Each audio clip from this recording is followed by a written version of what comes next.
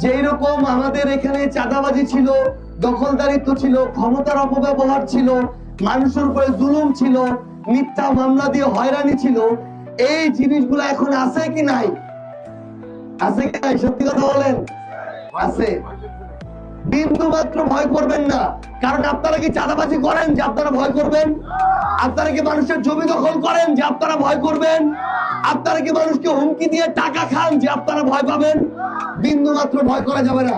ভয় করবে তারা যারা মানুষের উপরে জুলুম করে, ভয় করবে তারা যারা মানুষকে হুমকি দিয়ে টাকা নেয়, ভয় করবে তারা যারা আপনার মাথার ঘাম পায়ে ফেলা টাকায় সিন্ডিকেট করে সেখান থেকেও টাকা খায়। আপনার আমার তো ভয় করার কোনো কারণ নাই।